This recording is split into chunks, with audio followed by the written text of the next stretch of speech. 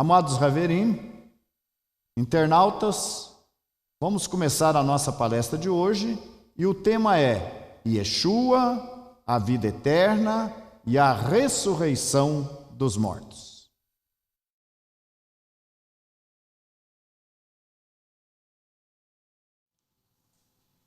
Aí nós temos uma figura aí, seria a ressurreição, pessoa se levantando dos ossos, do meio dos ossos, só para ilustrar. Definições importantes. Seria compatível a esperança de ressurreição do último dia com a doutrina da imortalidade da alma e da reencarnação? Essa é uma pergunta que eu coloco no começo da palestra, se há compatibilidade entre a crença na ressurreição do último dia com a doutrina da imortalidade da alma, que a pessoa morre, mas continua vivo, ou a reencarnação, que significa a pessoa nascer várias vezes dentro do princípio espírita. A ideia é que a pessoa vai se aperfeiçoando a cada vez que nasce, até que ele chegue num estágio de perfeição no final. Mas a reencarnação, seja do ponto de vista do espiritismo como do próprio judaísmo, ela tem as suas origens no paganismo. Ela não é da Torá, não é da Bíblia, ela é do paganismo. Nós vamos ver no final aí do estudo, nós vamos poder entender bem isso aí. Definições importantes. Mas, bom. O que seria o homem? Nós não podemos falar de ressurreição, do futuro, sem começar analisando o que seria o homem no princípio, quando ele foi criado. Gênesis capítulo 1, versículo 28, diz: e Deus os abençoou. Se vocês quiserem acompanhar, eu acho que está lá a projeção lá, dá para ver bem lá? Se vocês quiserem, eu já facilitei a vida, mas se quiserem conferir com a Bíblia, E Deus os abençoou e lhes disse: frutificai, multiplicai-vos e enchei a terra, e sujeitai-a, e dominai sobre os peixes do mar, e sobre as aves dos céus, e sobre todo animal que se move sobre a terra. Então, bom, qual era o plano de Deus para esse homem que ele criou? Que esse homem reinasse sobre a terra. Deus criou, na verdade, um reino. Criou os animais, criou, enfim, as plantas, criou todas as coisas e colocou o homem ali para reinar, para dominar. Dominar não somente sobre os próprios homens, ou também dominar a criação, toda a criação. Todos os animais criados estavam sujeitos ao homem. Nós vamos ver no reino vindouro que os animais selvagens, que hoje são inimigos do homem, e mesmo entre si eles são inimigos, que no reino vindouro eles serão amigos e serão amigos do homem, porque já será uma era, o reino do Mashiach já será, na verdade, um reinado de transição. O reinado de 1000 anos do Mashiach será um reinado de transição do estado que o reino se encontra hoje para o reino edênico, para o que era no princípio. Então, se no princípio os animais eram sujeitos, eram amigos entre si, amigos do homem, isso vai acontecer também no reino, nos dias de Mashiach e no Olam Rabá. Vamos ver mais uma transparência. O salmista Davi faz referência a isso no Salmo 8, verso 3 e 4, quando ele diz: quando vejo os teus céus, obra dos teus dedos, a lua e as estrelas que preparaste, que é o homem mortal para que te lembres dele, e o filho do homem para que o visites, apenas um pouco menor que Deus. O texto diz: fizeste-o, no entanto, um pouco menor do que Deus, e de glória e de honra o coroaste. Deste-lhe domínio sobre as obras da tua mão, e sobre seus pés tudo lhe puseste. Faze com que ele tenha domínio sobre as obras das tuas mãos. Tudo puseste debaixo de seus pés. Então o que nós vemos aqui? Que o homem foi criado apenas um pouco menor que Deus. Então a posição do homem no Éden era uma posição muito grande, muito elevada. E ele teria domínio sobre todas as obras da criação, e tudo estaria sob os seus pés. O salmista fala, o salmista pede que ele volte a ter esse domínio. Fazes com que ele tenha domínio sobre as obras das tuas mãos. Tudo puseste debaixo de seus pés. Na sequência, nós vamos ver o quê? Dominando, reinando. Todas as ovelhas e bois, assim como todos os animais do campo, as aves dos céus e os peixes do mar e tudo o que se passa pela vereda dos mares, tudo isso deveria voltar a estar sob os pés do homem, sob o seu domínio. Agora, no próximo slide, nós vamos ver aí, essa frase, onde passarás a eternidade, eu acho que vocês já viram essa frase. Quem já viu essa frase aqui, onde passarás a eternidade? Vocês já viram? Não, tem folheto, tem, né, muita literatura. Onde passarás a eternidade? O que essa palavra pretende dizer? A gente tem que aprender a ler as palavras nas entrelinhas. Onde passarás a eternidade? É uma pergunta para forçar uma pessoa a refletir, a tomar um caminho, um rumo na religião, né? Um rumo religioso. Mas o que ela sugere? Primeiro, ela sugere que o homem é eterno. Eterno. O homem não morre.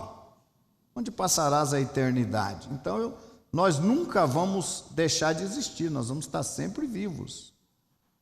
Para sempre. Sugere que o homem é imortal. Sugere que na morte algo acontece que a pessoa continua viva. Normalmente, existe uma expressão que eles falam assim, o corpo está onde? Não é? Olha, morreu fulano de tal. Morreu. Você sabe aonde está sendo velado o corpo? Porque para as pessoas o que está ali é apenas o corpo.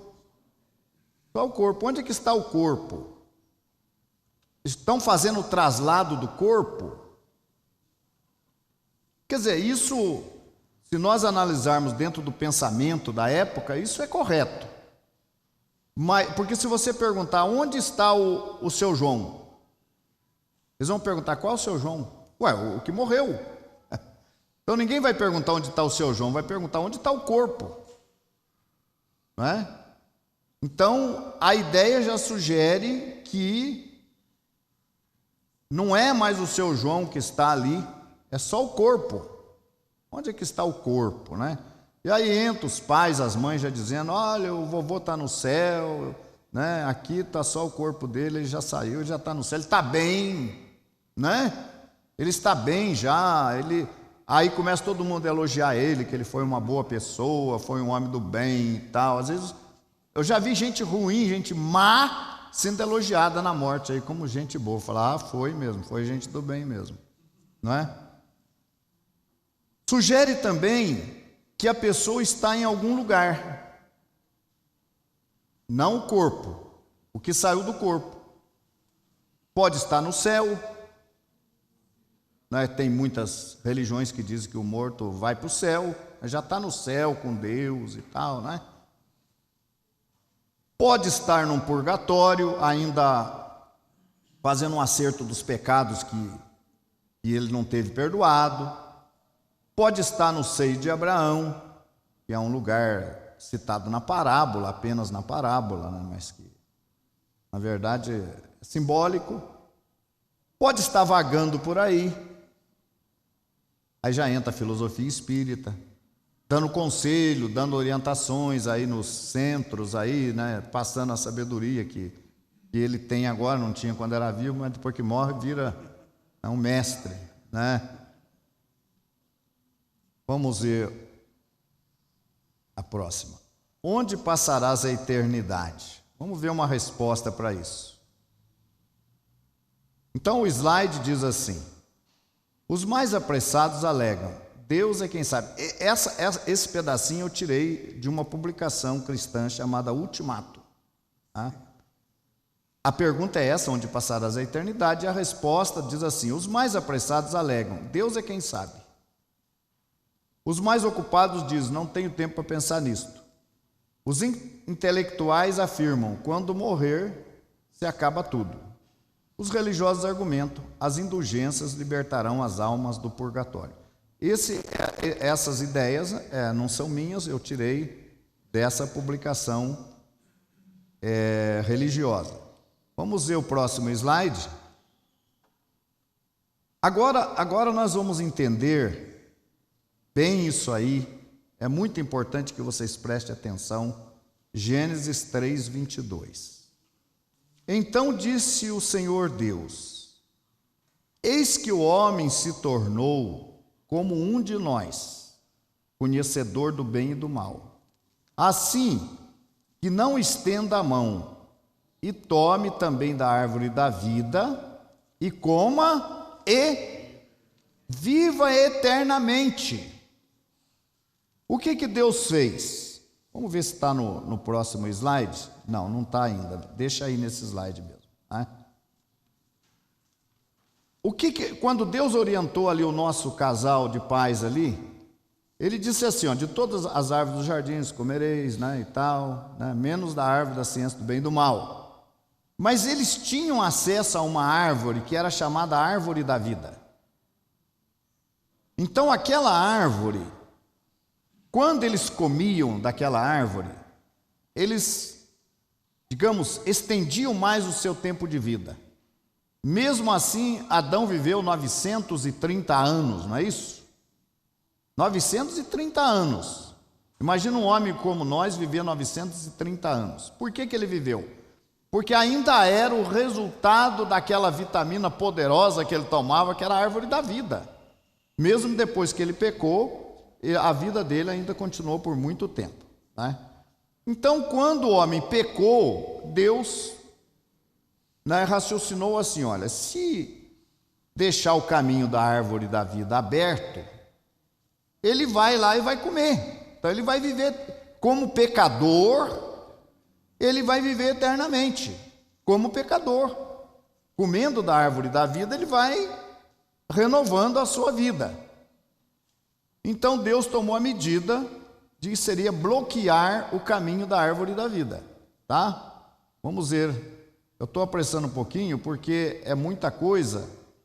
Eu quero ver quanto tempo nós vamos realmente usar nessa palestra. Viver ou morrer eternamente. Nós temos uma referência de Yeshua no próximo slide.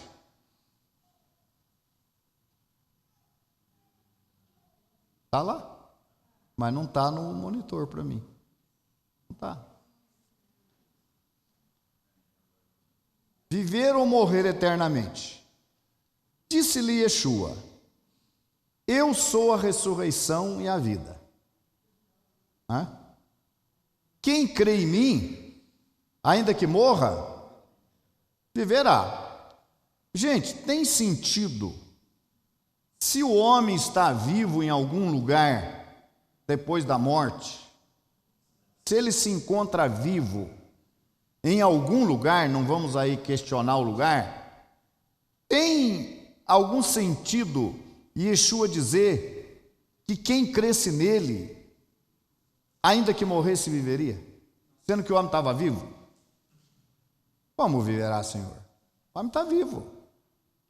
Está no reino, está no purgatório, está no inferno, sei lá, no lago de fogo, né? Mas está vivo. Como é que tem que crer em ti para viver eternamente? Como assim? Não. E todo o que vive e crê em mim não morrerá eternamente. Morrerá. Todo aquele que vive e crê em mim morrerá, mas não eternamente, não para sempre. Entende? Crês isto? Entenderam? Vamos ver na sequência. Vivendo eternamente como pecador. Então nós estamos repetindo aqui o texto. Apareceu aí? Vivendo eternamente como pecador. Então disse o Senhor, eis que o homem é nós e tal, né? Deus não quis permitir que ele vivesse eternamente como pecador. Vamos ver agora então a quem isto interessava. Mas da árvore do conhecimento do bem e do mal não comerás, porque no dia em que dela comeres, certamente morrerás. Está vendo? O que Deus disse que ia acontecer com Adão? Aí vocês vão falar assim, não, mas ele não morreu no mesmo dia. No dia de Deus ele morreu, porque um dia para Deus não tem 1000 anos. Ele morreu com 930. Ele morreu antes da meia-noite. Ou antes do pôr do sol. Mas como falou, no dia, né? Então, alguém pode querer questionar isso aí, né? No dia em que dela comeres da árvore do conhecimento do bem e do mal, certamente morrerás. Mas a serpente, que é a quem interessava,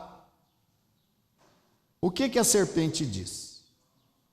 Mas a serpente, mais sagaz que todos os animais selváticos que o Senhor Deus tinha feito, disse à mulher: é assim que Deus disse, não comereis de toda a árvore do jardim? Foi isso que Deus falou para vocês? Que não comesse de toda a árvore do jardim?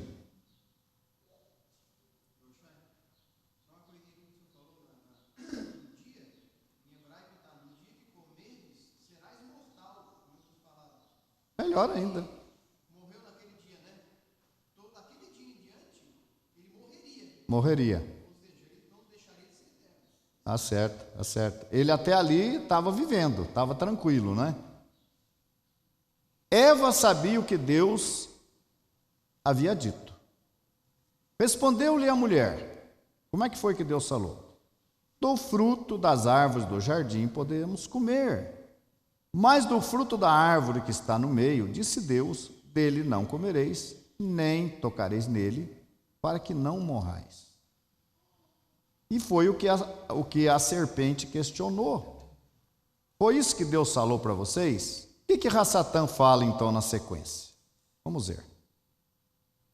Então a serpente disse à mulher: é certo que não morrereis. O que Rassatã falou? Não, Deus falou o que para vocês? Ia morrer. Não, é certo que vocês não vão morrer. Ele é opositor, claro, ele tinha que dizer que não era daquele jeito, né? Porque Deus sabe que no dia em que dele comerdes, se vos abrirão os olhos, e como Deus, sereis conhecimento do bem e do mal. Sereis conhecedores do bem e do mal. Então a gente vê aqui que Rassatã, ao mesmo tempo que ele fala que eles não morreriam, o que era uma mentira, o que era uma oposição a Deus, ele fala que eles seriam conhecedores do bem e do mal, e que seriam como Deus. Então, O que atraiu os nossos pais ao pecado, a perderem a posição que tinham no Éden? A possibilidade de ser como Deus e de ter conhecimento do bem e do mal. Vamos ver então agora na sequência o que aconteceu, o que Deus decidiu fazer. Qual a providência? Vamos ver. Então disse o Senhor Deus: eis que o homem se tornou como um de nós, conhecedor do bem e do mal. Nesse aspecto, o homem se tornou conhecedor. Assim que não estenda a mão e também da árvore da vida, e tome também da árvore da vida, e coma e viva eternamente. O Senhor Deus, por isso, lançou fora do jardim do Éden, a fim de lavrar a terra de que fora tomada. E expulso o homem, colocou querubins ao oriente do jardim do Éden, e ao refugir de uma espada que se revolvia, para quê? Haveria possibilidade do homem retomar a vida por ele próprio? Havia. Como? Não, veja bem, a minha pergunta. Ó. Expulsou o homem, pôs querubins ali e uma espada movimentando, para quê? Para guardar o caminho da árvore da vida. A minha pergunta é essa: haveria possibilidade do homem ter acesso à árvore da vida? Oh, meu pai, viu? É complicado, hein?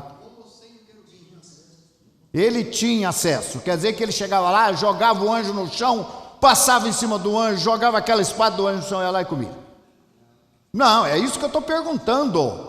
Se havia possibilidade do homem entrar ali, comer e ter a vida. Não havia. Não havia.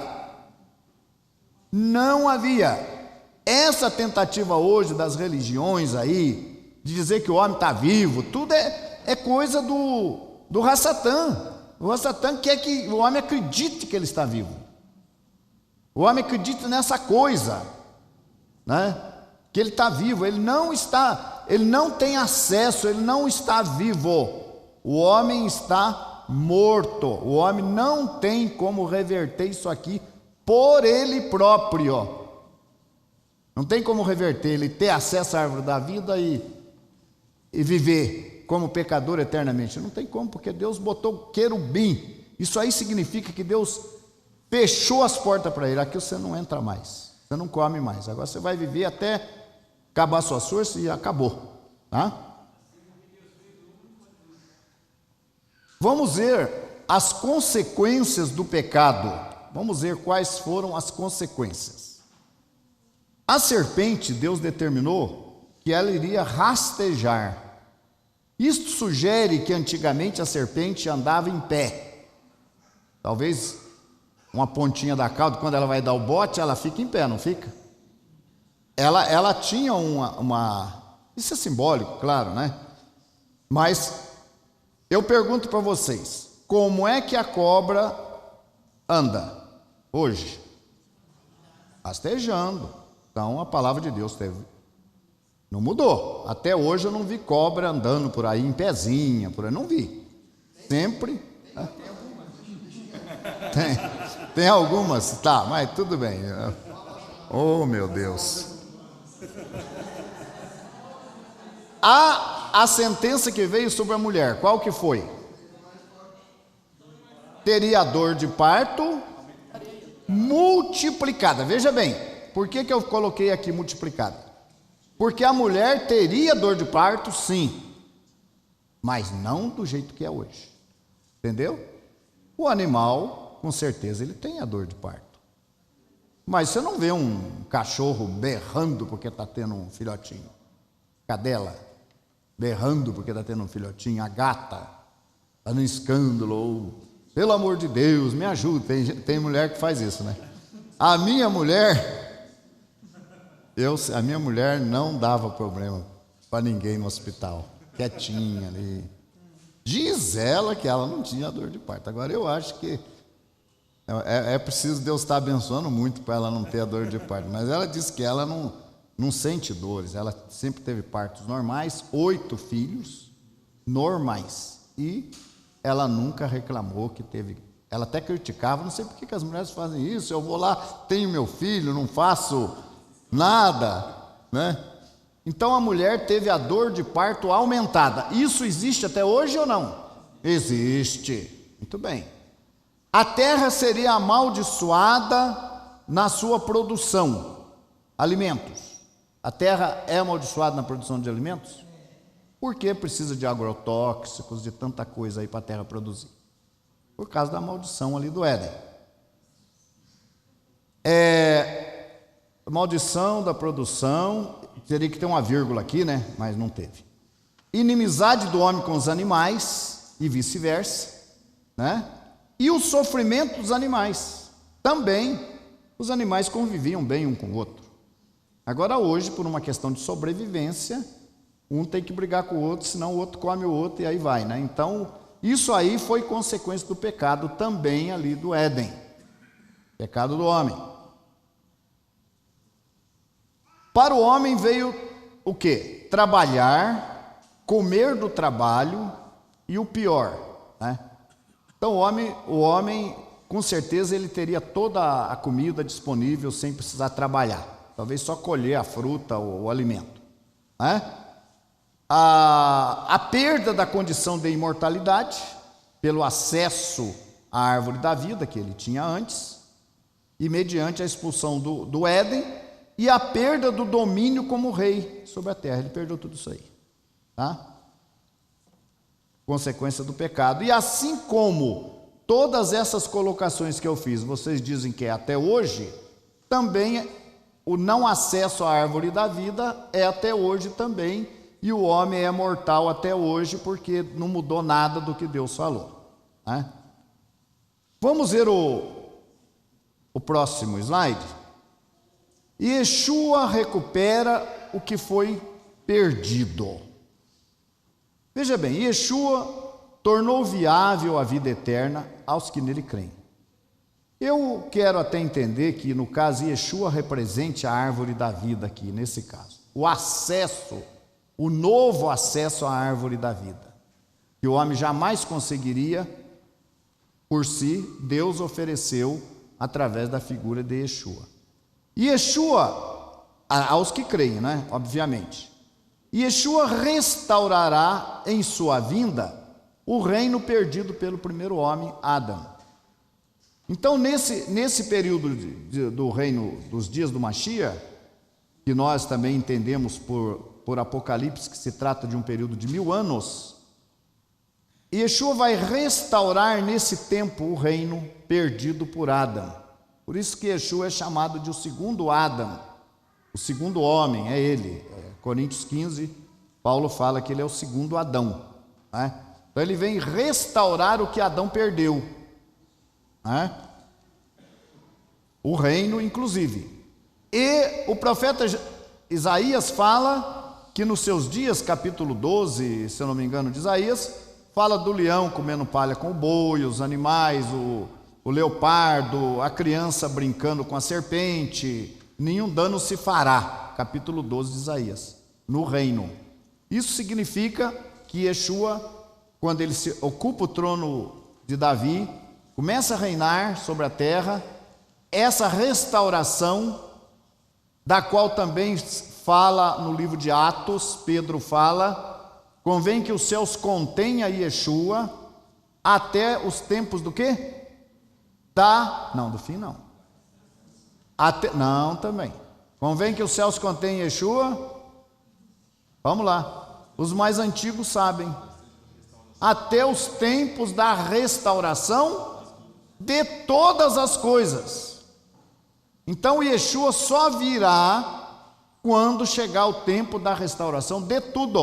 Ou seja, quando ele chegar o momento dele se assentar no reino. E aí tem outras profecias que falam que é quando aconteceu o cerco de Jerusalém, quando as nações todas se voltarem contra Jerusalém, aí é o tempo dele tomar o seu trono e reinar, e é o tempo que começa a restauração da terra, do planeta, as condições edênicas do princípio. Por meio de Yeshua, Deus ressuscitará na primeira ressurreição os que nele creram para a vida eterna. Então, a primeira obra, uma das primeiras obras de Yeshua, até mesmo antes dele ainda ocupar o trono, mas já na sua vinda, será a ressurreição dos mortos, dos santos. Não é de todos os mortos, não. Dos santos, dos que fizeram a vontade de Deus, ressuscitarão no início da sua vinda, até para recepcioná-lo, para recebê-lo. Tá? E por fim, Yeshua se tornou primícias dentre os mortos. Por que ele é primícia? Primeiro fruto. Sendo que nos dias que ele ressuscitou, outros mortos já haviam ressuscitado. Ele mesmo participou da ressurreição de Lázaro, o filho da viúva de Naim, e lá nós tivemos lá a ressurreição de um morto nos dias de Eliseu, seu nome. Eliseu?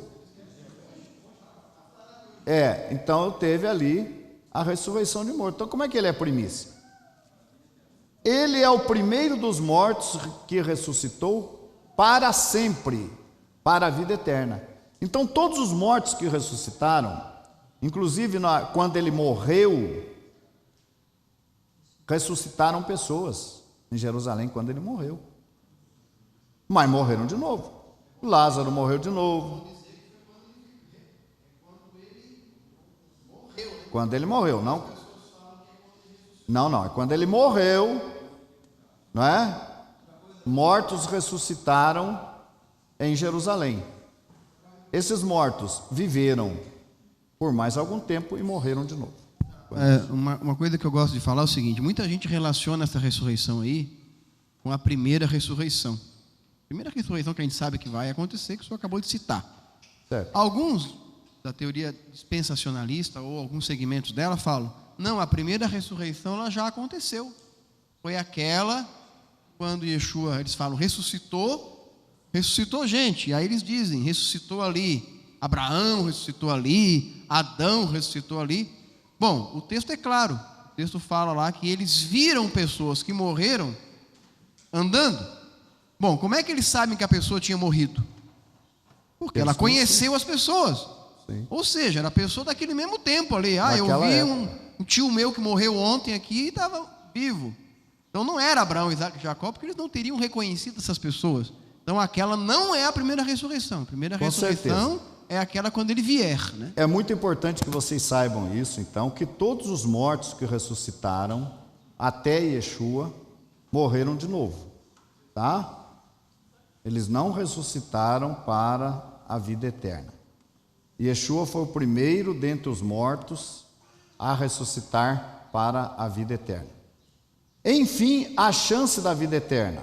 João capítulo 11, versículo 25 e 26, diz o seguinte: disse-lhe Yeshua: eu sou a ressurreição e a vida. Quem crê em mim, ainda que morra, viverá. E todo o que vive e crê em mim, não morrerá eternamente. Então, quem crê em mim, viverá. Se o homem é imortal, por que então buscar algo que já se tem? O que eu quero dizer com isso? Se o homem é imortal, para que ressurreição? Se o homem está vivo. Tem sentido? Está vivo, aliás, é um desconforto, diga-se de passagem. Você está lá no reino, com os anjos, cantando, que diz, eu não sei o que nós estamos fazendo com os anjos. Aliás, eu sei uma coisa, eu sei, que ninguém vai para o céu. Né? Quando nós ressuscitarmos, nós vamos ter... mas o texto lá diz que nós vamos subir. Diz que nós vamos subir para encontrar com Yeshua. Não diz que... Por exemplo, vamos supor, chegou um parente seu no aeroporto. Você vai lá encontrar com ele. Né?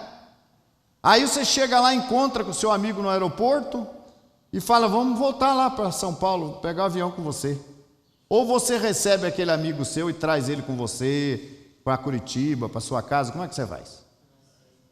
Então não tem sentido encontrar com Yeshua e subir com ele então não veio nada, né? Então, na verdade, esse encontro com Yeshua nas nuvens vai ocorrer mediante o ajuntamento do seu povo. Tem a ressurreição e o ajuntamento. Veja bem, esse ajuntamento, a palestra não é sobre isso, mas né, esse ajuntamento é porque em toda a terra tem gente servindo a Deus, a terra é redonda. E como Yeshua vai descer sobre Jerusalém, há necessidade de que todo esse povo, de toda a superfície terrestre, ressuscitados, venham ao encontro dele. Então se ajuntam aqui nas nuvens sobre Israel, e ali então ele desce e estabelece o seu reino, né? Por que então se buscar algo que já se tem? Não tem sentido, a pessoa está no reino, está no céu, está no paraíso, e vir aqui para a terra para assumir um corpo de novo, né? Não tem sentido, se ele já está melhor, né? Vai piorar, né? E eis que alguém, aproximando-se, perguntou, mestre, que farei eu de bom para quê? Eu não mudei, né? Desculpe.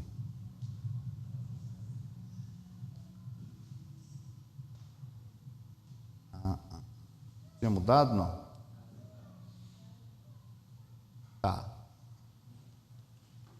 Então, o último versículo lá. E eis que alguém, aproximando-se, perguntou, mestre, que farei eu de bom para quê?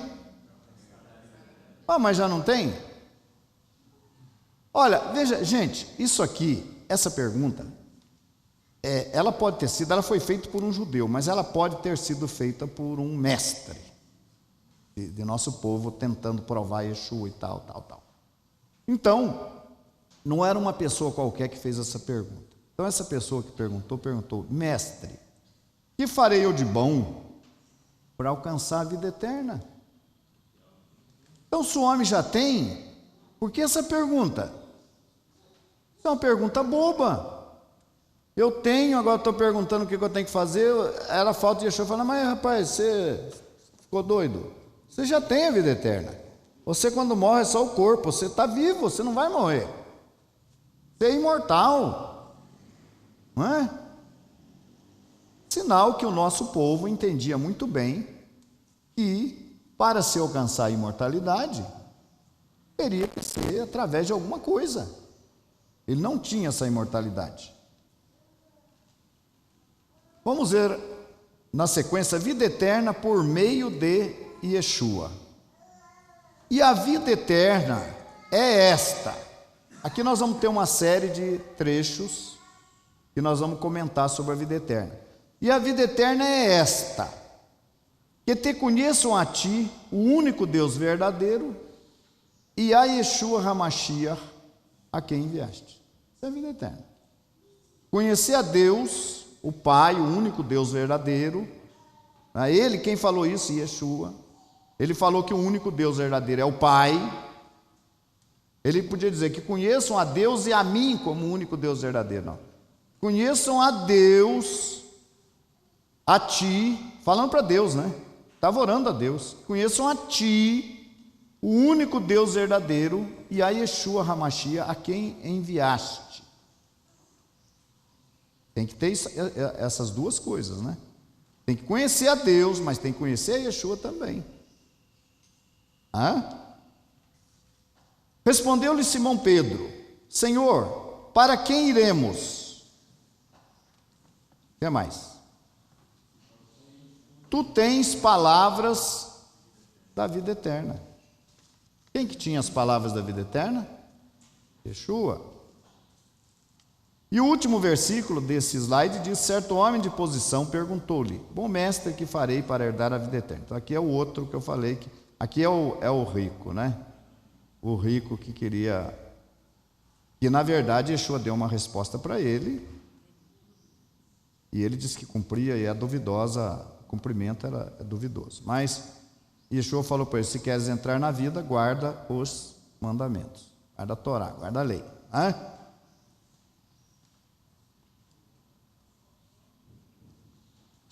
Mas um texto bastante conhecido, mas citado hoje no mundo religioso, e eu queria entender como entender isso. Porque Deus amou o mundo de tal maneira que deu seu Filho unigênito, para que todo aquele que nele crê. Gente, nós estamos falando em crer em Yeshua. Nós estamos falando em crer em Yeshua num momento que muita gente está deixando de crer em Yeshua. O que significa deixar de crer em Yeshua? O que isso significa? Perder a chance da vida eterna. Não adianta a gente ter uma religião por uma questão de status. Tira isso da cabeça. Eu tenho 70 anos de idade, 52 de fé. Quem sabe eu vou viver aí, Deus sabe, né? Mais alguns aninhos, se Ele me der. Né? O que adianta eu ter um status? E eu vou morrer, e vou perecer, e não vou ter a vida eterna. Então o que interessa, se a gente puder ter o status e a vida eterna, tá bom, vamos ter os dois. Mas se não der, vamos garantir. Por que você faz o seguro de um carro? Quer garantir o carro, não é verdade? Então, por que você faz um seguro de saúde? Não é verdade? Porque você fala, não, de repente aí eu posso adoecer de uma hora para outra aí, não vou ter condição de ter um tratamento, não é? Então, Yeshua é o nosso seguro de vida, é a nossa garantia da vida eterna. O resto é o resto. É bom ter mais coisa? É, mas se não der, eu quero ter esse seguro aí da vida eterna, que é a fé, é a crença, é a aceitação de Yeshua. O outro versículo diz o seguinte, João 3,36. Por isso, quem crê no Filho, o que tem? Tem a vida eterna. Quem crê tem. O que, todavia, se mantém rebelde contra o Filho, não verá a vida. O que significa negar Yeshua, gente? Pense bem. Olha, não tem nada que me compre. Nada. Não tem nada que me faça abandonar Yeshua. Não tem nada. Eu quero até respeitar quem nega Yeshua. Eu quero respeitar. Mas eu não consigo entender qual é a sabedoria disso aí. Olha, de todos aqueles que se apresentaram ao longo dos anos como supostos Mashiach, nenhum deles foi como Yeshua. Nenhum. Nenhum tem o currículo de Yeshua. Nenhum deles tem o currículo. Se é o melhor currículo que vale, é o currículo de Yeshua. Então, deixar de crer em Yeshua, é perder. E outra, gente, veja bem uma coisa. A gente vê muitas famílias que filho odeia pais, pais odeiam filhos, né? Muitas vezes um pai que não criou um filho, uma mãe que não criou um filho, deu para o outro lá, de repente se encontra aquele filho, aquela filha, não perdoa a mãe e o pai porque... Imagina a pessoa que nega Yeshua. Há um texto de Paulo que ele fala assim, se nós o negarmos, ele também nos negará. Negar, gente. Ó, se eu negar meu pai, negar minha mãe, negar meu filho, negar Yeshua, pensa bem, negar Yeshua.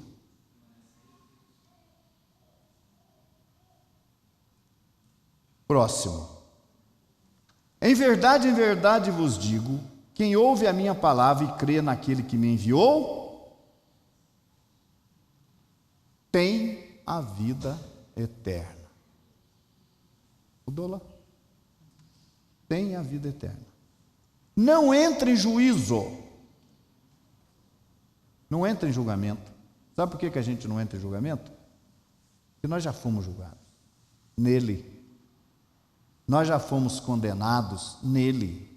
Ele pagou o preço da nossa condenação. Então eu não posso entrar em juízo. Se a minha pena já foi paga, como é que eu vou entrar em juízo? E a minha pena foi paga por ele. Entende? Então não entra em juízo, mas passou da morte para a vida. Trabalhai não pela comida que perece, mas pela que subsiste. Para quê? Para a vida eterna, qual o Filho do Homem vos dará. Porque Deus o Pai o confirmou com o seu selo.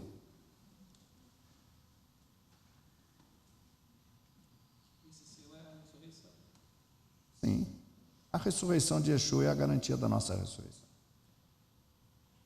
Em verdade vos digo, quem crê em mim, tem a vida eterna. Agora é lógico, não é? Eu creio em Yeshua, então eu tenho a vida eterna. Não é bem assim, né? Crer, primeiro é crer em Yeshua, no verdadeiro Yeshua, Messias, não naquele que foi disfarçado por Roma, aquele que está sendo apresentado por Roma. Então esse não tem condição de salvar. Viu? Olha, veja bem uma coisa, uma vez Paulo encontrou, uma vez umas pessoas viram Paulo expulsando demônios, em nome de Yeshua. O camarada foi expulsar também, falou, não, ele expulsa, eu também expulso. Aí foi expulsar os demônios em nome de Yeshua, o demônio falou para ele, olha, eu conheço Paulo, mas quem são vocês? E conheço Yeshua, mas quem são vocês? E aí caiu em cima deles. Então, porque você usa o nome de Yeshua, tudo, usa o nome dele, ele disse, nem todo que me diz Senhor, Senhor, entrará no reino, mas aquele que faz a vontade de meu Pai. Então, não, eu estou falando isso porque a pessoa fala assim, não, mas eu creio em Yeshua, então eu estou garantido. Depende da forma que você crê, se o Yeshua que você crê. Em teu nome expulsamos demônios, em teu nome curamos enfermos. Então, eu acredito que esse texto deixa claro que mesmo qualquer sinal que tenha sido feito, e que aí esse texto confessa que existe. O texto fala o seguinte, olha, primeiramente, existirão milagres feitos supostamente em seu nome, porque também houve milagres no Egito feitos pelos magos. Segundo lugar, essas pessoas utilizarão desses argumentos para dizer, nós temos o nome verdadeiro, se eu não tenho, como é que eu curo, como é que eu expulso o demônio? Não vale. Então, nem apenas crer vale. Eu creio que Jesus é o Messias. Satanás também crê que Jesus é o Messias. Ele sabe, e nem por isso ele está salvo. E a outra questão é que para o apóstolo Paulo, ele vai aprofundar esse tema, não é o tema. Ele vai aprofundar muito mais esse tema daquilo que a gente já tem trabalhado esses dias, que não basta crer em Mashiach. É preciso morrer e ressuscitar com Mashiach. Só teremos parte na sua ressurreição física, né? Se tivermos parte na sua ressurreição espiritual hoje, ou seja, morremos para uma condição anterior e renascemos para uma nova condição de vida, tendo Ele como nosso exemplo e Ele morando em nós através do Espírito Santo que Ele concedeu. Isso é salvação em Yeshua. E primeiro a gente tem que crer, obviamente, né? O povo judeu sofreu muita perseguição porque não se convertia às religiões e o cristianismo fez muito empenho para converter o povo judeu. Não conseguia, partir para a perseguição. O próprio Lutero foi um que, quando ele foi expulso da religião romana, ele achou que poderia ganhar os judeus. Correu atrás dos judeus, foi pregar para os judeus, agora sim, agora não tem idolatria comigo aqui e tal, justificação pela fé e tal. O judeu não creu nele. Aí ele decidiu virar-se contra os judeus, mandar perseguir os judeus, queimar sinagogas e tudo mais. Mas por que o judeu não crê? Porque o judeu, ele é blindado com a Torá. Então a Torá fala, se surgir um profeta no meio de vós, e ele der um sinal, e cumprir o sinal que o profeta deu, beleza. Então, tem que ficar atento a isso. Está cheio de profetas hoje, no Brasil e no mundo, dando sinais e os sinais acontecendo. Então a gente deve estar atento, porque pode ser que um profeta desse seja de Deus, é claro.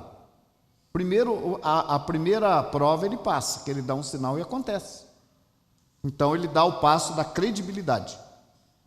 Ele deu o sinal, aconteceu, ele passa a ter credibilidade, né? Aí vem o ensino dele, que é o próximo passo, o que ele vai ensinar. E é aí que ele cai por terra. Ele vai ensinar contra a Torá, ele vai dizer que não precisa guardar mandamentos, não precisa seguir Torá, não precisa seguir nada disso. Eu estava lendo uma matéria na internet que falava sobre o período de nidade da mulher, o período da menstruação. E aí um daqueles que escreve ali embaixo, fazendo as perguntas, perguntou assim: e hoje em dia, é pecado o homem dormir com a mulher nos dias da sua menstruação? E aí o cidadão falou: não é mais pecado. Não é mais. Hoje tem uma série de recursos e tal, não é mais pecado. Aí teve até algumas pessoas que entraram ali depois e falaram: que isso, rapaz, a Torá fala que não pode dar. Mas é isso, quer dizer, então eles tentam, de todas as maneiras, né, impor, não, hoje não é mais pecado, e as pessoas vão nessa, né? Mas o judeu não, o judeu vai ver Torá, ele quer ver Torá, não é? Por exemplo, no nosso caso especificamente, uma das coisas que tem convencido nossos amigos hoje é o fato de nós cumprirmos Torá. Isso tem um peso muito alto. Quando alguém fala, a pergunta que foi feita para nós, inclusive lá em Londres, né? Vocês cumprem Torá? Na época o Rosh Yeshuá falou: eu já tenho 16 anos, ele falou. E eu falei: eu tenho 8 que eu cumpro Torá. Cumpre Torá, pronto. Preencher o requisito. Aí foram ver a linhagem familiar, se nós podemos nos ligar originalmente aos judeus perseguidos, aos cristãos novos, enfim, marranos, enfim. E aí o nosso nome preencheu, eu falei: não, está limpo. Cumpre Torá e tem linhagem, judeu. Pronto, vamos fazer a Brit Milá de vocês, sem problema nenhum. Então é Torá, não adianta fazer milagre. Essa onda de milagre, de sinais que fazem por aí, não, estou fazendo milagres, estão acontecendo entre nós e tal. Isso não sensibiliza o judeu, não, de jeito nenhum. O que vai sensibilizar, o que vai mexer com o judeu é a obediência aos mandamentos de Deus, cumprimento da Torá. Vocês podem ter certeza, hoje nós estamos vivendo um momento difícil na nossa comunidade, mas tem uma coisa que está a nosso favor: nós cumprimos Torá. Isso está a nosso favor. Isso ninguém pode mudar. Entenderam? No próximo, mais um pouquinho sobre vida eterna. E o testemunho é esse: que Deus nos deu a vida eterna. E esta vida está onde? Lembra que eu falei que Yeshua me parece um símbolo da árvore da vida? Né? Está no seu Filho, a vida eterna. Né? Estas coisas vos escrevi a fim de saberdes que tendes a vida eterna, a vós outros que credes no nome do Filho de Deus. Eu não mudei? Não mudei? Vamos lá, né? Então, o segundo versículo, né? Estas coisas vos escrevi a fim de saberdes que tendes a vida eterna, a vós outros que credes no nome do Filho de Deus. Combate o bom combate da fé. Toma posse do quê? Da vida eterna. Existe um trecho que eu não coloquei assim, aqui, que está escrito lá em Apocalipse: guarda o que tens, para que ninguém tome a tua coroa. Você tem uma coroa já, nas mãos. Não deixe tomar de você. Não negue Yeshua, que negou Yeshua, a sua coroa já era. Não é? Guarda o que tens, para que ninguém tome a tua coroa. Depois eu vou ver se eu acrescento esse versículo aqui, que ele é importante. Não é? Toma posse da vida eterna, para a qual também fosse chamado, e de que fizeste a boa confissão perante muitas testemunhas. De fato, a vontade de meu Pai é que todo homem que vir o Filho e nele crer tenha a vida eterna. E o quê? Eu ressuscitarei, gente. Aonde é que está o morto? na sepultura, eu vou ressuscitar. Aquele que tem a vida eterna, eu vou ressuscitar ele no último dia. Agora não, aquele que tem a vida eterna já está comigo no reino, já está lá no céu cantando com meus anjos. Não, aquele que crê em mim, eu o ressuscitarei no último dia. Ninguém pode vir a mim se o Pai que me enviou não o trouxer. E eu o ressuscitarei quando? No último. Não é com Yeshua, não. Não é aquela ressurreição, não. É a do último dia, né? A fé da judia Marta. Disse-lhe Yeshua: teu irmão há de ressuscitar. Yeshua falou para ela, né? Olha, veja bem, gente, a mentalidade do povo judeu da época de Yeshua. Por isso que eu falo, nós temos que ter muito cuidado com o judaísmo que era vivido nos dias de Yeshua e o judaísmo de hoje. A gente tem que ter o pé atrás, né? O que Yeshua falou para ela? Teu irmão há de ressuscitar. Não era, essa era a fé do povo na época. Disse-lhe Marta: eu sei que há de ressuscitar quando? Essa era a fé do nosso povo, ressurreição do último dia. Aliás, o último dos 13 preceitos de Maimônides, né? Nós vamos ver no fim aqui do estudo. Disse-lhe Yeshua: eu sou a ressurreição e a vida. Quem crê em mim, ainda que esteja morto, viverá. Onde estava Lázaro? Tiraram então a pedra. Tiraram o quê? Pedra. E Yeshua, levantando os olhos para o céu, disse: desce daí, Lázaro. Foi? Olhou para cima assim. O Lázaro foi um homem bom judeu. Tira a pedra aí só para a gente lembrar que ele foi enterrado. Só. Tira a pedra aí. Aí ele olhou para o céu e falou assim: Lázaro, desce daí, Lázaro. Vem cá. Não.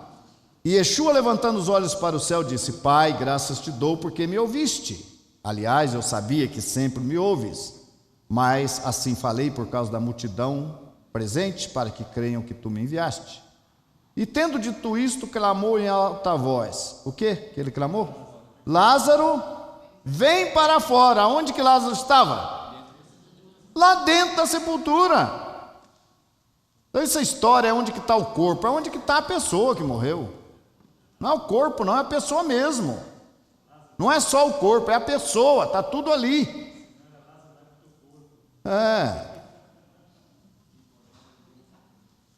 Se Yeshua não ressuscitou, suponhamos, se Yeshua não ressuscitou, Atos 2,32, já está lá? A este Yeshua Deus ressuscitou, do que todos nós somos testemunhas. Porém, aquele a quem Deus ressuscitou não viu corrupção, quer dizer, a terra ele não apodreceu na sepultura, ele ficou lá 3 dias no pó da terra, mas a terra não o destruiu, não o apodreceu, ele não se corrompeu, não é? Aquele a quem Deus ressuscitou não viu a corrupção, fazendo menção de Yeshua. Romanos 8,11: se habita em vós o espírito daquele que ressuscitou a Yeshua dentre os mortos, esse mesmo que ressuscitou a Mashiach Yeshua dentre os mortos, vivificará também o vosso corpo mortal, por meio de seu espírito que em vós habita. Queria acrescentar ao que o senhor já disse, um texto aqui do profeta Isaías, só para consubstanciar, né, a Brit Hadashah. Eu falou sobre os discípulos de Yeshua cumprir o mandamento. Nós cumprimos o mandamento, né? Eu quero trazer aqui um texto que está dizendo o seguinte: estes aqui, fala aqui, ó. E ele vos será por santuário, mas viverá de pedra de tropeço. Aqui falando que Mashiach seria um santuário de Deus no nosso meio. Claramente aqui. Até postei algumas coisas no grupo ontem lá sobre isso, né?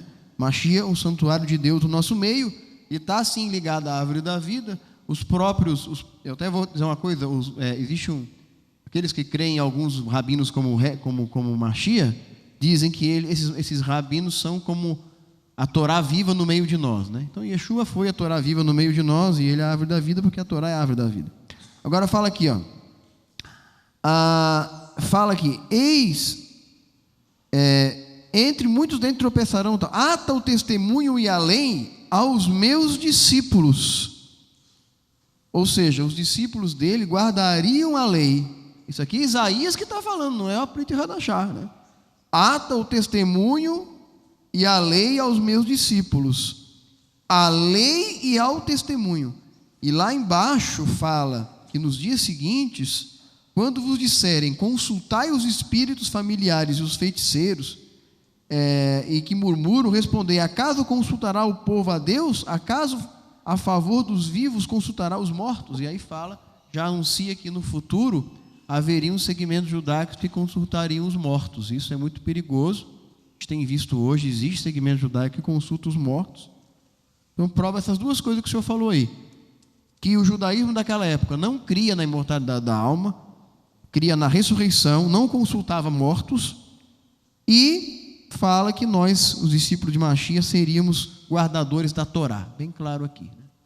Nós vamos, eu vou trazer para vocês na sequência um estudo que fala sobre corpo, alma e espírito, para esclarecer, porque hoje a gente está falando só em ressurreição, mas a gente vai ver por que o nosso povo cria em ressurreição. O que eles entendiam por alma, por corpo, por espírito, né? Então Deus ressuscitou, 1 Coríntios 6,14, Deus ressuscitou o Senhor e também nos ressuscitará a nós pelo seu poder. Pois se cremos que Yeshua morreu e ressuscitou, assim também Deus, mediante Yeshua, trará em sua companhia os que dormem. Porque se os mortos não ressuscitam, também Mashiach não ressuscitou.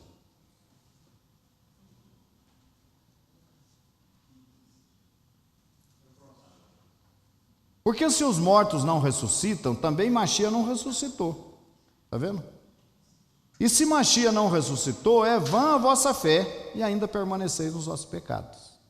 Olha só a responsabilidade que tem. Tá vendo? Quem prega que Yeshua não ressuscitou. Viu? Tem gente, olha, a gente não pode andar atrás de filosofia, de conversa. O povo gosta muito de novidade. Tomem cuidado. Está aí uma novidade aí que Yeshua não ressuscitou. Se ele não ressuscitou, é vã a vossa fé. Aí vai cair por terra, tudo, muita coisa cai por terra. Mas de fato, Mashiach ressuscitou dentre os mortos, sendo ele as primícias dos que dormem. Por que ele é primícia? Porque ele ressuscitou. Sabendo que aquele que ressuscitou o Senhor, Yeshua, também nos ressuscitará com Yeshua e nos apresentará convosco.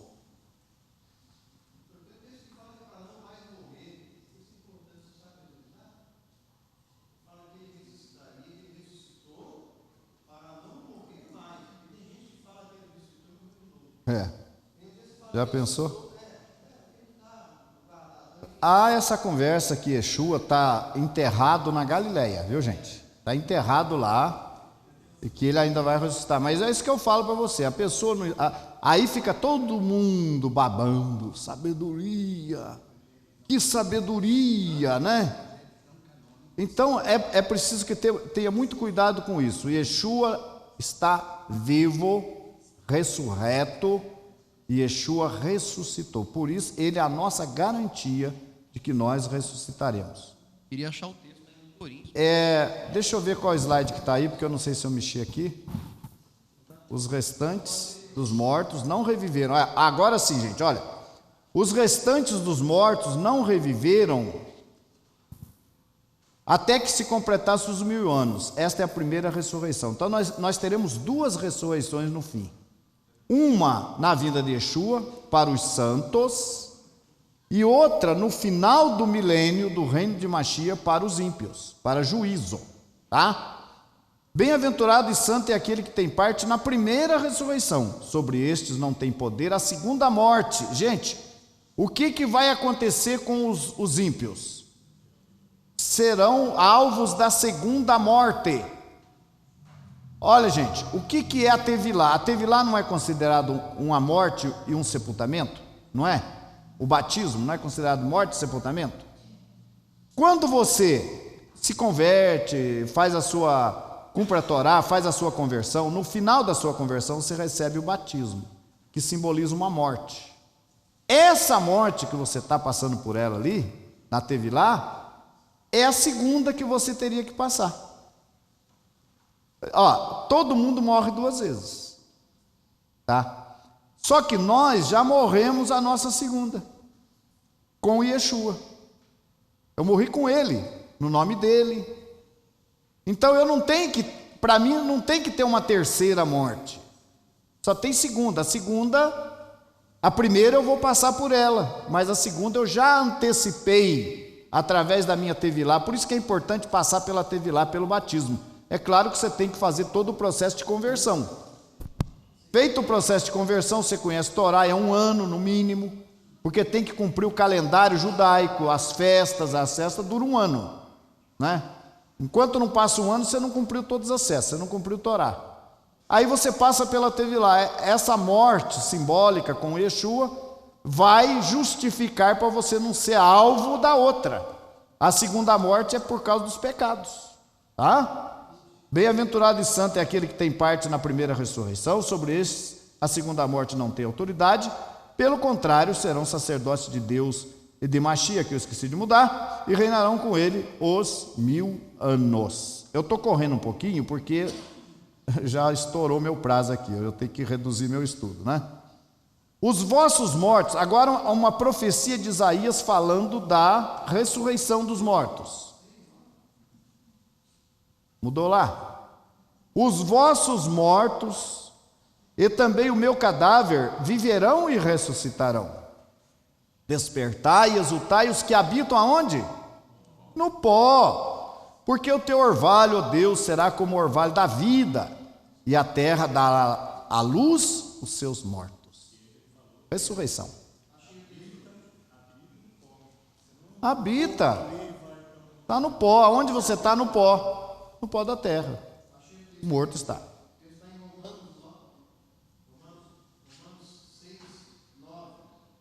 Sabendo que, tendo Mashiach ressuscitado, ressurgido dentre os mortos, já não morre mais.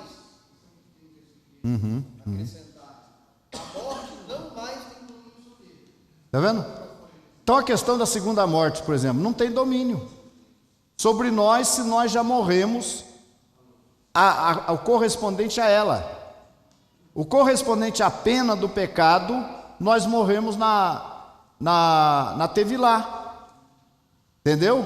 Então não tem a segunda morte, você não vai receber danos, você não vai entrar em juízo, entenderam?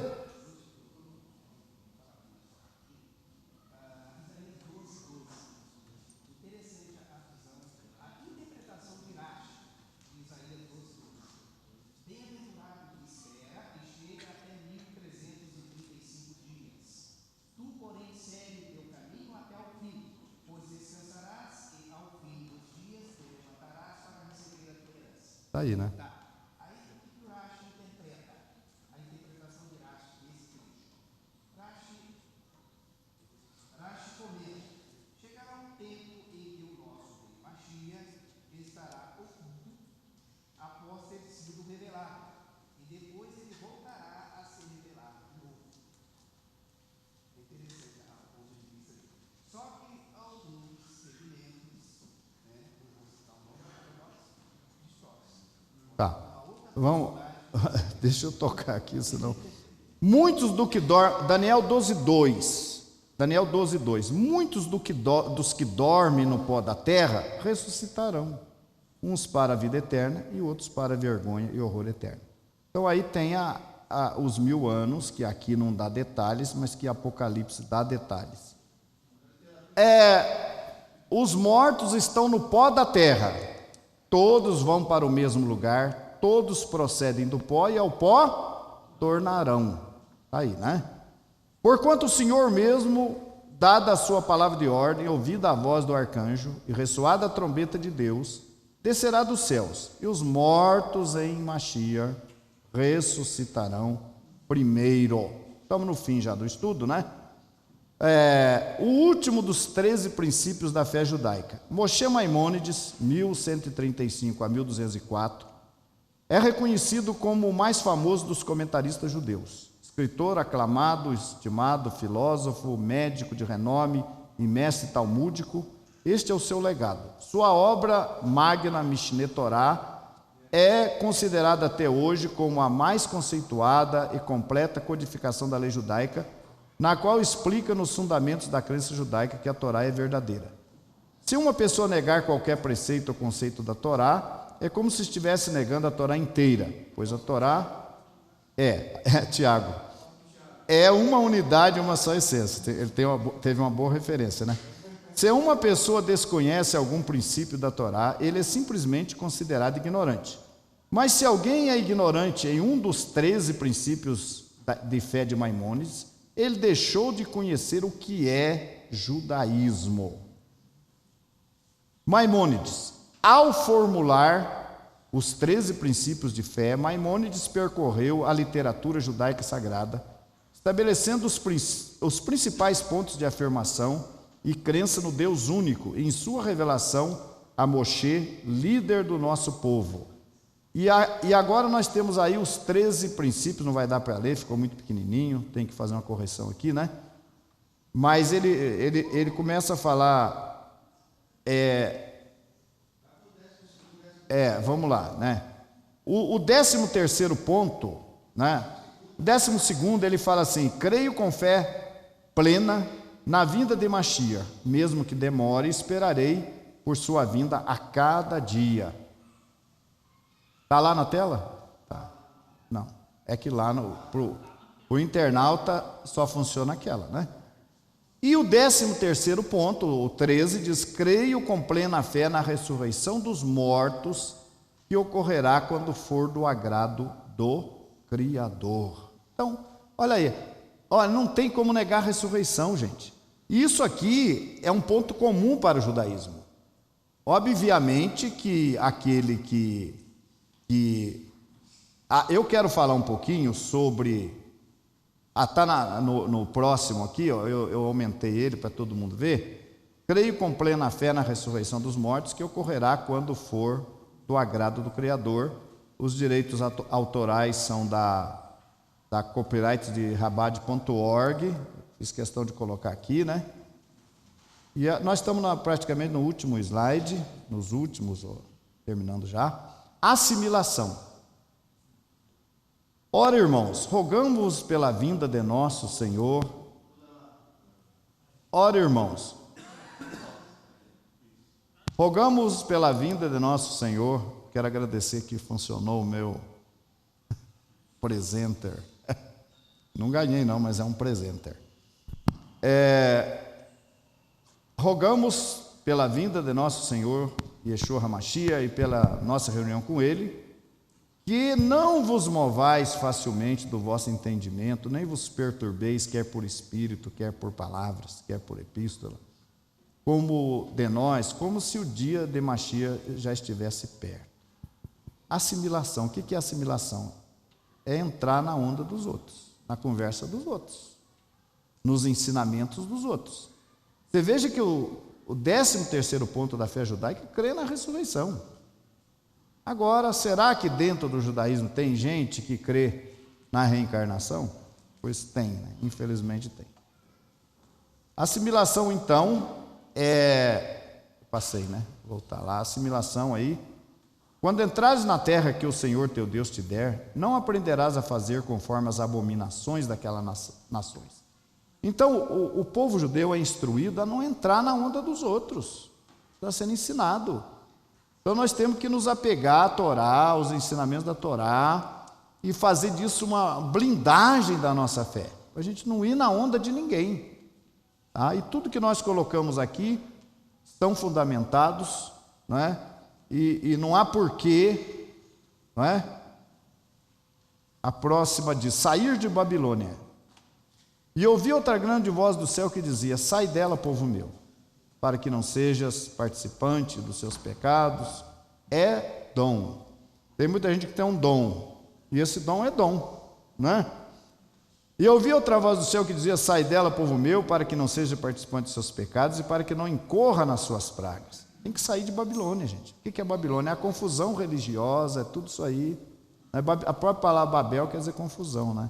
Da confusão das línguas. Mas tenho contra ti o tolerares que Jezabel, mulher que se diz profetiza, ensine e engane os meus servos, para que se prostituam e comam do sacrifício da idolatria. Então Deus tinha contra quem? Contra o líder daquela comunidade, que ele tolerava Jezabel. Então nós não podemos tolerar Jezabel, não podemos tolerar Babilônia, Babel, né? E fazer com que o povo comer sacrifício da idolatria é crer no que o paganismo ensina. É crer no que o paganismo ensina. Acabou? Roche, olha, o senhor falou de Rambam. É importante dizer o seguinte: alguém pensa, não, Rambam viveu no século XII, naquela época não existia a reencarnação no judaísmo, então ele está antes disso, então a reencarnação é uma descoberta judaica posterior. Não é verdade. Nesse mesmo livro, onde o Rambam explana os seus 13 princípios, o livro começa da seguinte forma: existem 4 crenças quanto à vida após a morte. Como os saduceus, de que a vida é só isso. Isso Maimônides fala. Que a vida é só isso, não tem nada depois daquilo, e a recompensa é nessa vida mesmo. 2, os que acreditam no Gan Eden, que vai morrer e o corpo vai se despedaçar e você vai viver espiritualmente num paraíso. 3, os que acreditam na ressurreição dos mortos. 4, os que acreditam que vão reencarnar várias vezes. Rambam fala isso, mas quando ele escreve os 13 princípios, ele escolhe um dos 4. E o que ele escolhe é a ressurreição. O que isso significa? E sim, existia a crença da reencarnação na época de Maimônides, e que Maimônides, que é considerado hoje o pai do judaísmo, pelo menos o judaísmo religião, ele defende apenas a ressurreição dos mortos. Ele não defende a reencarnação. A reencarnação do judaísmo, ela é tão nova no que se refere ao que se escreve sobre ela, que ela tem menos de 500 anos. Tá? Ela tem cerca de 300 anos, na verdade, quando o Zohar foi escrito. É esse tempo que tem aproximadamente a crença na reencarnação judaica, ou seja, uma crença nova, sem base bíblica e sem base nos nossos sábios mais primitivos, como é o caso de Maimônides.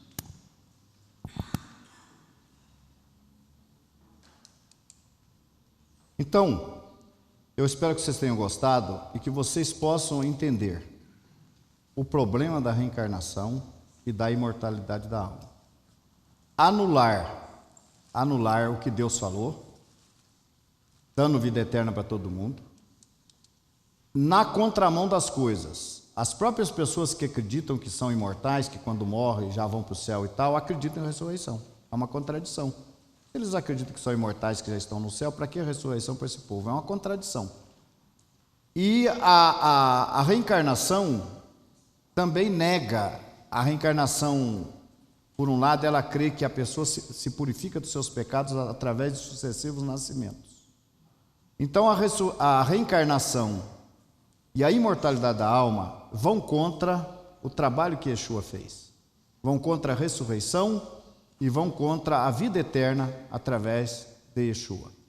Na continuação do programa, permitindo o eterno, nós vamos dar mais detalhes sobre alma, espírito, corpo, para que vocês possam completar a compreensão desses assuntos. Obrigado, shalom, que Deus abençoe a todos vocês. Tá bom.